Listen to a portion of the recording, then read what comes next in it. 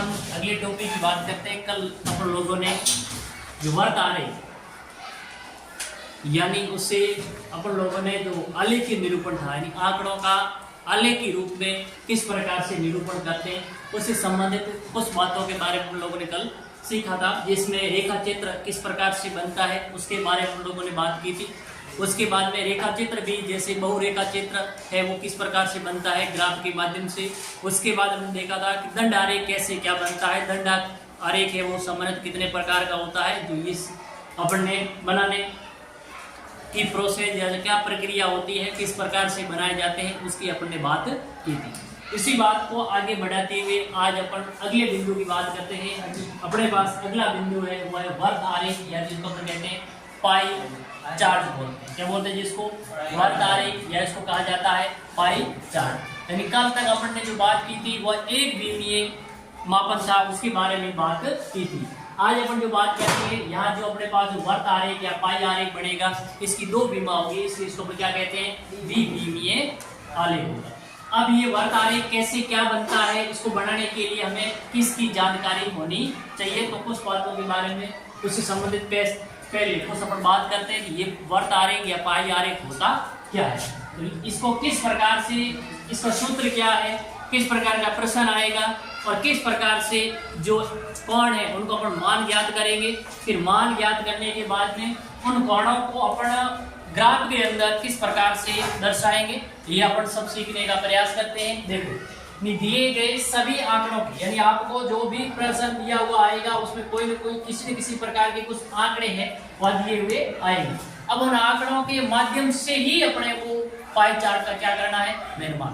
तो यही देखिए दिए गए सभी आंकड़ों के मान को एक वर्त आरेख के अंदर दर्शाया जाता है और यानी जो भी हमें आंकड़े दिए होंगे उन आंकड़ों को हम वर्त आरेख के अंदर ग्राफ के रूप में प्रदर्शन करेंगे या उन आंकड़ों को जो जिस रूप में निरूपित किया जाएगा उस चित्र के अंदर तो उसको हम लोग कहते हैं वर्त आरेख या पाई चार्ट।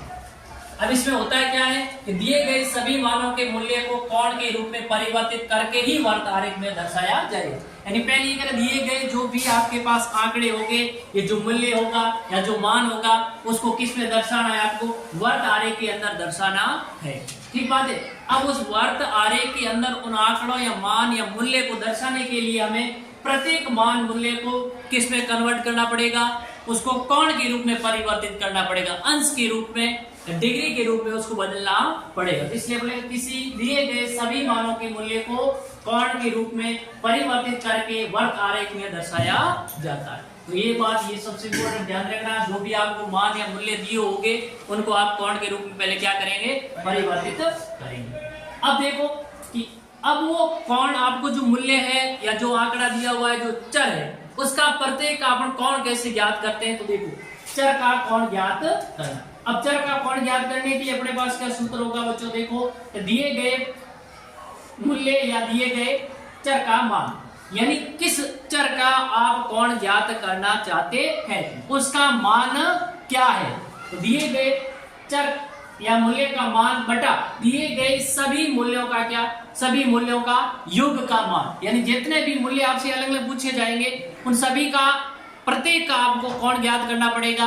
तो जिसका ज्ञात करना है, जिस चर का आपको कोण ज्ञात करना है उस चर का मान अंश के रूप में रखोगे और हर के रूप के अंदर सभी जितने भी चर पूछे जा रहे हैं उन सभी चरों का क्या आएगा? योग आएगा।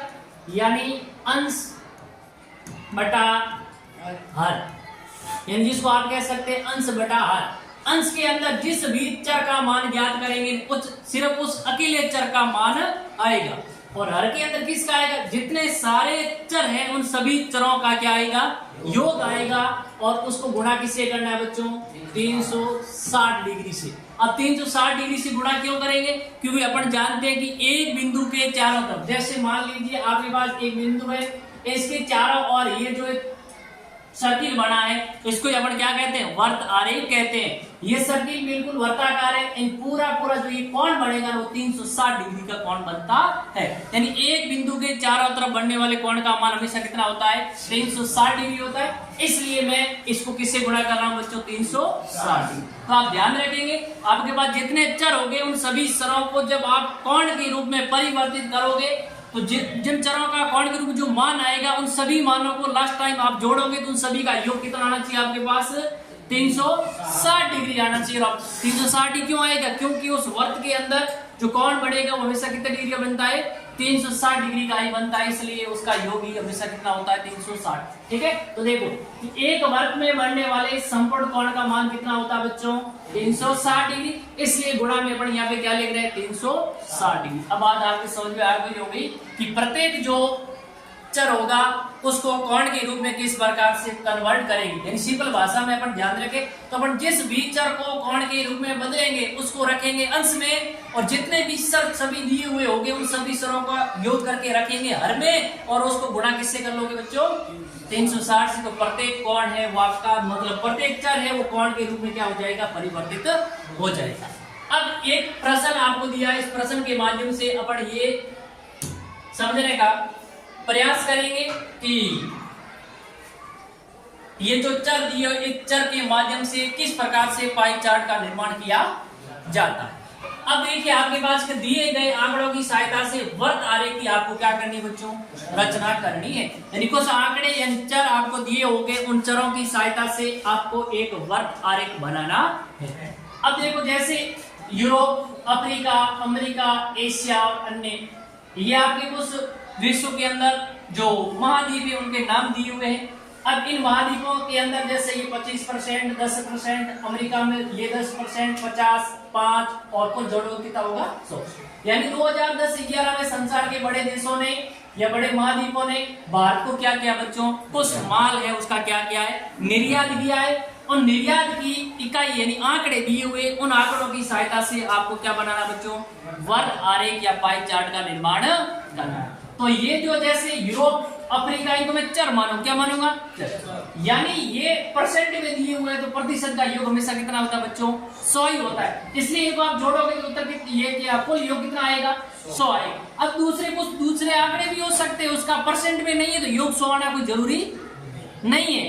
अब 100 से कम भी आ सकता है, 100 से ज्यादा। लेकिन 100 कब आता है? जब ये आंकड़े किस रूप में दिए होते हैं? प्रतिशत के रूप में दिए होते हैं, तब इसका मान हमेशा कुल योग कितना आएगा? 100 आएगा। बात समझाएंगे। अब प्रतिशत में आंकड़े नहीं होंगे तो योग 100 आना कोई जरूरी नहीं है, 100 से ज्यादा भी हो सकता है और 100 से। क्लियर होगी बात? अब ये इतना बढ़ा दिया, इतना आपको पेपर के अंदर दिया हुआ आएगा। अब आपको प्रत्येक चर, जैसे यहाँ चर क्या है? यूरोप है, अफ्रीका है, अमेरिका है, एशिया है और अन्य, इनको अपन क्या मानते हैं? चर। ठीक बात। अब तो वर्त आरेख में यूरोप की कितनी क्या हिस्सेदारी, कितने डिग्री का कोण बढ़ेगा वो अपने को क्या करना पड़ेगा? ज्ञात करना पड़ेगा।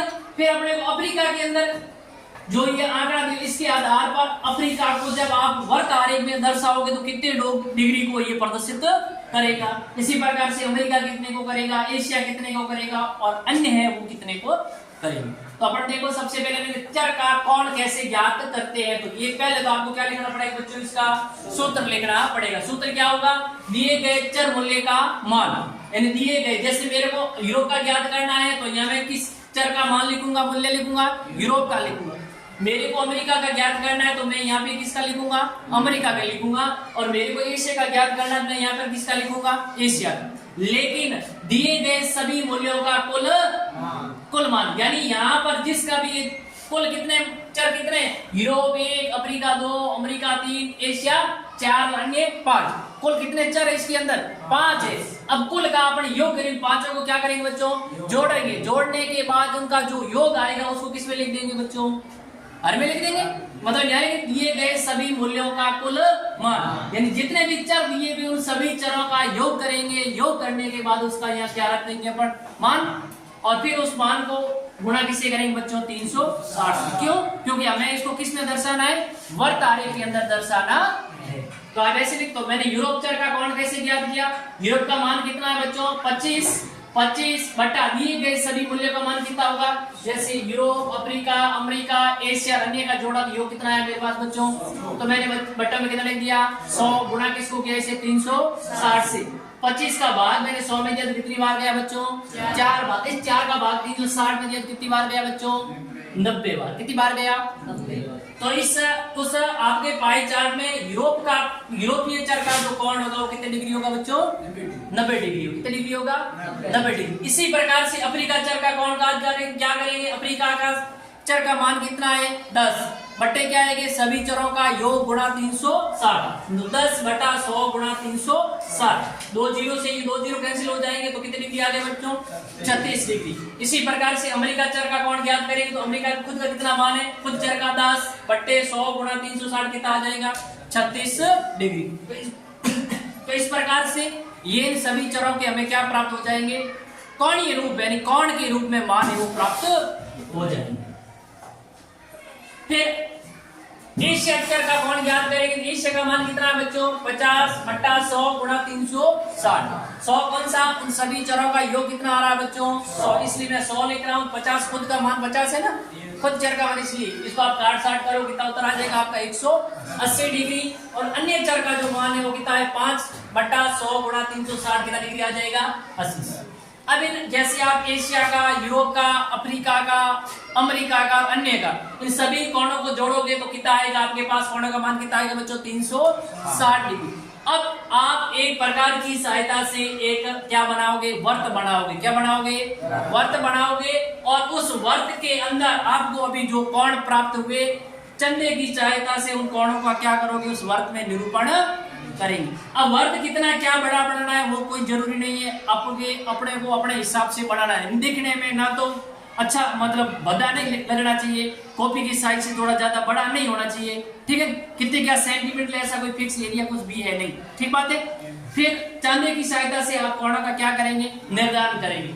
और जहां तक आप ये ध्यान रखेंगे सबसे पहले छोटे कोण का मान सबसे पहले रखना है। बड़ा कोण आप पहले बना दोगे तो छोटे कोण बनाने में थोड़ी सी क्या आती है? हमेशा समस्या। इसलिए सबसे पहले छोटे कोणों का क्या करना है आपको? निर्माण। यहाँ पर जैसे मैं ये लिया मैंने एशिया, यहाँ पे आपको चंदे को रखा और सीधा इस वर्त के कितने भाग कर दिए? 2 भाग कर दिए।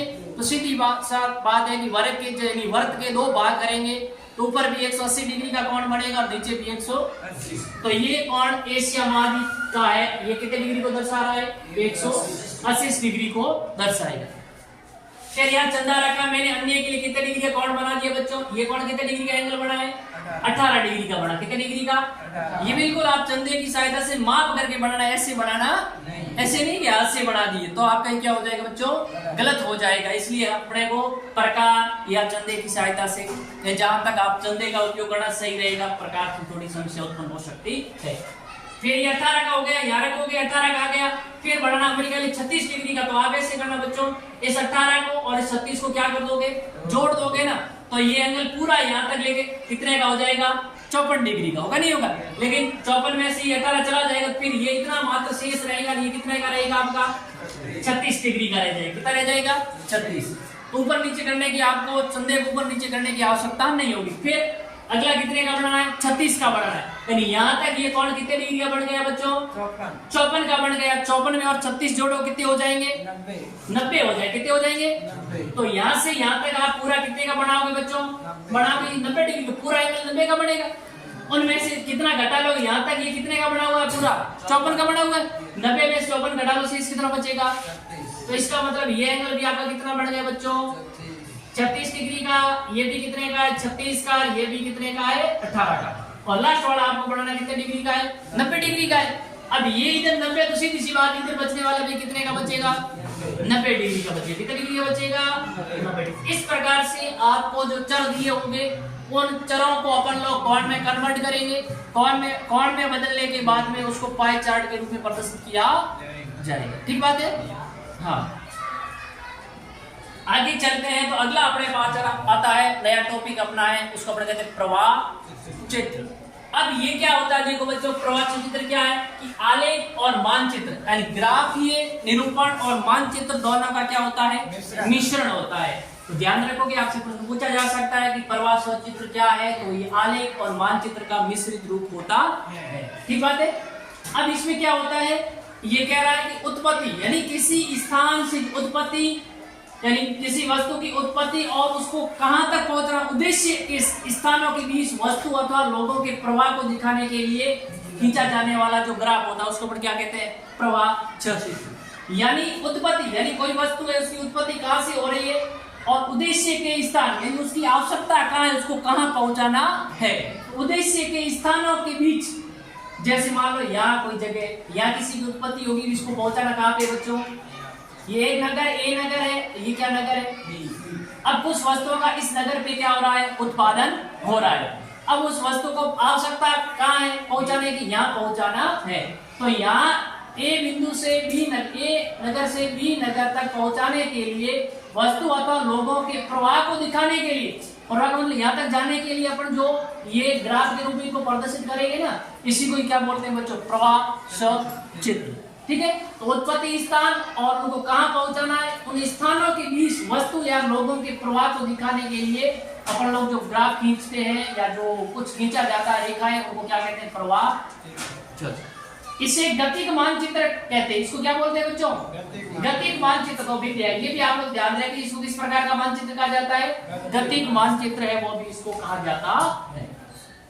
अब इस प्रकार के प्रवाह चित्र के मानचित्र है वो सबसे ज्यादा किस कैटेगरी के मिलेंगे आपको, यातायात के मानचित्र है वो सबसे अच्छा उदाहरण माना जाता है प्रवाह चित्र का। तो ध्यान रखोगे आप, प्रवाह चित्र है क्या, इसको गतिक मानचित्र भी कहते हैं। और इसका अगर प्रवाह चित्र का सबसे अच्छा उदाहरण पूछा जाए तो किसका है वो मानचित्र बनता है, तो यातायात मानचित्र है प्रवाह चित्र का सबसे अच्छा उदाहरण माना जाता है। ठीक बात है।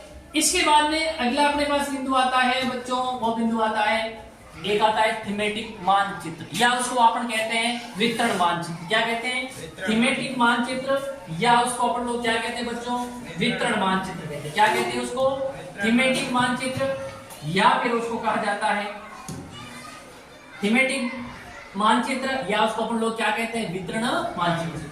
यानी ये क्या होता है कि प्रादेशिक वितरणों के प्रतिरूप को, यानी प्रादेशिक मतलब प्रदेश विशेष, जैसे मान लीजिए बच्चों यहाँ पर कोई एक प्रदेश है, ए प्रदेश है, और इसी प्रकार से यहाँ पे एक प्रदेश और है जिसको अपन डी प्रदेश कहते हैं।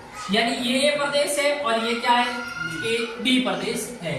अब प्रादेशिक वितरणों के, अब यहाँ प्रदेश के हिसाब से यहाँ विभिन्न अलग अलग लक्षण है, और इस प्रदेश के अपने आप के लक्षण क्या है भाई। यहाँ पे आप देखो तो भू-आकृतिक, यहाँ के भू-आकृतिक लक्षण में क्या है, भिन्नता है, एक जैसे नहीं। तो यहाँ के जो भिन्नता वाले भू-आकृतिक लक्षण उनको दर्शाने के लिए जिस मानचित्र का मैं प्रयोग करूंगा उसी को क्या बोलते हैं, थीमेटिक मानचित्र। और यहाँ के जो भू-आकृतिक लक्षण है उनको दिखाने के लिए जिस मानचित्र का प्रयोग करूंगा, यानी आपस में जो विविधता है, जो अंतर है, विभेदन है, जो डिफरेंट है, उनको प्रदर्शित करने के लिए जिस प्रकार की मानचित्र का हम लोग प्रयोग करते हैं उसको क्या कहते हैं बच्चों, थीमेटिक मानचित्र, या उसको क्या कहते हैं, वितरण मानचित्र। जैसे कि प्रादेशिक वितरणों के प्रतिरूप, प्रादेशिक मतलब प्रदेश विशेष के अंदर जो वितरण होता है उसके प्रतिरूप अथवा स्थानों पर विविधता, यानी इस स्थान की विविधता और इस स्थान की विविधता होती है, एक जैसे नहीं होते। यहाँ पे सारे के सारे लक्षण क्या होते हैं, कुछ भिन्न भी होते हैं, कुछ क्या होते हैं, एक समान भी होते हैं। तो ये विविधताओं की विशेषताओं को समझने के लिए विभिन्न मानचित्र बनाए। यहाँ भिन्नता क्या है, यहाँ की समानता क्या है, यहाँ की भिन्नता क्या है, यहाँ की समानता क्या है, इससे संबंधित मानचित्र बनाए जाते हैं। और इन प्रकार की जो भिन्नता को लेके या समानता को लेके जो अलग अलग स्थानों के अलग अलग प्रकार के मानचित्र बनते हैं वो किस आधार पे बनते हैं बच्चों, थीमेटिक मानचित्र बोलते हैं। उसको अपन क्या कहते हैं, थीमेटिक मानचित्र, या हमको अपन बोलते हैं वितरण मानचित्र। ठीक बात है।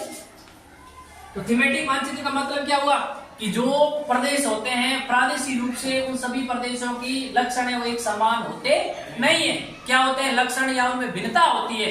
तो भिन्नता या समानता को दर्शाने के लिए उन प्रदेशों में क्या भिन्नता है और क्या समानता है, उनको दर्शाने के लिए अपन जिन मानचित्रों का प्रयोग करते हैं बच्चों, उन मानचित्रों को अपन क्या कहते हैं, थीमेटिक या वितरण मानचित्र के नाम से जानते हैं। अब अपन अगला बिंदु आता है कि थीमेटिक जो मानचित्र होते हैं इनके क्या प्रकार है, यानी थीमेटिक जो मानचित्र होते हैं उसके प्रकार क्या है। जब हम लोग थीमेटिक मानचित्र के प्रकारों की बात करते हैं तो उसमें एक तो बिंदुकित मानचित्र, किस प्रकार का मानचित्र होता है बच्चों, बिंदुकित मानचित्र। यानी कहने का मतलब है कि आपका जो मानचित्र होगा कुछ मानचित्र के अंदर जो आंकड़े आप लोगों को दिए हुए होंगे उन आंकड़ों को उन मानचित्र में बिंदु के रूप में दर्शाया जाएगा। आंकड़े किसी संबंधित हो सकते हैं, आंकड़े आपकी जनसंख्या से संबंधित, किसी राज्य, किसी देश या किसी प्रदेश या किसी नगर की जनसंख्या से संबंधित आंकड़े हो सकते हैं। उन आंकड़ों को आपको बिंदु एक पैमाना मानना पड़ेगा और उन पैमाने के आधार पर उन बिंदुओं को मानचित्र में प्रदर्शित करना पड़ेगा। जैसे मान लीजिए किसी राज्य की जनसंख्या आपको दे दी, अब उस राज्य में जो जिले हैं उस जिलों के अंदर जनसंख्या को आपको प्रदर्शित करना है, तो आपको क्या जितने भी जो जिले दिए हुए उसमें पैमाना मानने के लिए आपको ध्यान रखना पड़ेगा कि जिले की जनसंख्या सबसे ज्यादा है और किस जिले की जनसंख्या सबसे कम है। उसके आधार पे ही अपने को निर्धारण करेंगे कि अपने ये माने एक बिंदु बराबर मान लो कितनी है 5 लाख जनसंख्या, कितनी मान ली अपने, तो 2 बिंदु होते हैं। अगर किसी जिले के अंदर जनसंख्या 10 लाख है तो कितने बिंदु दर्शाएंगे अपन बच्चों, अगर 20 लाख है तो कितने बिंदु से दर्शाएंगे उसको 4। समझे बात नहीं, या 4 रुपये, तो आप पैमाना अपने को उस 2 बात को ध्यान में रख के मानना पड़ेगा। यानी उस राज्य के अंदर जिले हैं, उन जिलों के अंदर सबसे ज्यादा जनसंख्या किसकी और न्यूनतम, उसको ध्यान में रख करके ये अपन जो मानचित्र बनाएंगे, जो आपको मानचित्र मिलेगा उस मानचित्र के अंदर बिंदुओं के द्वारा उस डाटा को दर्शाया जाता है। ठीक बात है। अब डाटा वो जनसंख्या से संबंधित हो सकता है, जानवरों की संख्या से संबंधित हो सकता है, या फसलों के प्रकारों को लेकर के भी हो सकता है। तो ये ध्यान रखोगे आप। एक अपने वर्णमात्री मानचित्र, किस प्रकार के मानचित्र बच्चों, वर्णमात्री मानचित्र।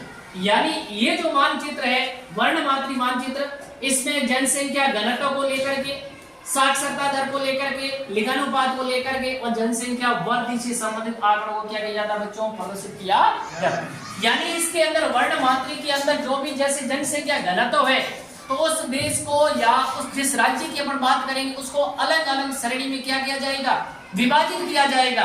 भाई कि ए श्रेणी में कौन सी है, बी में कौन सी है, उच्चतम, उच्च, निम्न और निम्न तक, इस प्रकार कलम कैटेगरी में क्या किया जाता है, विभाजित करेंगे। विभाजित करने के बाद में उस क्षेत्र को अलग अलग रंगों के द्वारा उसको क्या किया जाता है, प्रदर्शित किया जाता है। यानी जैसे जो भी आपके पास मानचित्र होगा, जिस क्षेत्र का जनसंख्या घनत्व ज्यादा है उसको अलग क्षेत्र से अलग प्रकार के रंग से प्रदर्शित करोगे, जिसका और कम है उसको अलग प्रकार के रंग से प्रदर्शित, जिसका सबसे न्यूनतम उसको अलग प्रकार से प्रदर्शित किया प्रतीक चिन्हों के द्वारा बनेगा। समझे बात नहीं। चलिए अब सबसे लास्ट आता है आपका समान रेखा मानचित्र। कौन सा है, समान रेखा मान। यानी समान रेखा मानचित्र का मतलब क्या होता है कि मानचित्र पर समान मानों की रेखाओं, यानी मानचित्र होगा आपके पास, उन मानचित्र पर समान मान के आंकड़ों को मिलाएंगे और समान मान के आंकड़ों को मिलाने पर आप मिलाने के लिए जिस रेखा का उपयोग करते हैं उसी रेखा को अपन क्या कहते हैं बच्चों, समान रेखा मानचित्र। ठीक बात है। अब वो आंकड़े किसी वर्षा से संबंधित हो सकते हैं, तापमान से संबंधित हो सकते हैं, किसी भी प्रकार की से समान बिंदुओं को मिलाने के लिए आप जिस रेखा का उपयोग करते हैं और जिस मानचित्र में उस रेखा का उपयोग किया जाता है तो उस मानचित्र को बोलते हैं समान रेखा मान। समान का मतलब समान रेखा मानचित्र, यानी जो मानचित्र है उस मानचित्र के अंदर जो समान आंकड़े होते हैं उन समान आंकड़ों को मिलाने के लिए आप जिस रेखा का प्रयोग करेंगे और उस रेखा को जिस मानचित्र में उपयोग किया गया है उसको अपन बोलते हैं समान रेखा मानचित्र। अब समान रेखा मानचित्र की बात करेंगे तो आपसे कुछ शब्दावली पूछी जाएगी, जिसमें समताप रेखा यानी समान तापमान वाले स्थानों को मिलाने वाली रेखा अपन क्या कहते हैं, समान तापमान के स्थानों को मिलाने वाली रेखा को क्या कहते हैं, समताप रेखा कहते हैं। क्या कहते हैं उसको अपन लोग, समताप रेखा के नाम से जाना जाता है। ये भी आपसे पूछा जाएगा कि समताप रेखा क्या है, कि समान तापमान वाले स्थानों को मिलाने वाली रेखा को अपन लोग क्या कहेंगे, समताप रेखा। एक आपको मिलेगा समवायुदाब रेखा, यानी समान वायुदाब वाले स्थानों को मिलाने वाली रेखा। समान वायुदाब के स्थानों को मिलाने वाली रेखा को अपन क्या कहते हैं, समवायुदाब रेखा। एक मिलेगी समवर्षा रेखा, क्या मिलेगी, समवर्षा रेखा। अब समवर्षा रेखा का मतलब क्या होता है, समान वर्षा वाले स्थानों को मिलाने वाली रेखा। ठीक है। फिर मेरा सममेघ रेखा, कौन सी रेखा, सममेघ रेखा का मेघ यानी बादल, मेघ यानी बादल। तो ऐसा जो मानचित्र है समान बादलों की ऊंचाई यानी बादल है, समान बादलों की ऊंचाई को मिलाने वाली रेखा को क्या कहेंगे? समवेग रेखा। एक होगा आइसोहेल रेखा। आइसो, इसका क्या मतलब हुआ भाई? आइसोहेल समान सूर्य की नहीं, समान सूर्य से आने वाला ताप है उसको मिलाने वाली रेखा। यानी सूर्य से आने वाला जो ताप है, उस ताप कहाँ भी समान रूप से तापमान गिरता है, उसको जिस रेखा के द्वारा अपन प्रदर्शित करेंगे उसको अपन क्या कहेंगे? आइसोहेल रेखा। और एक है आपके पास समोच्च रेखा। क्या है? समोच्च रेखा का मतलब क्या हुआ? मतलब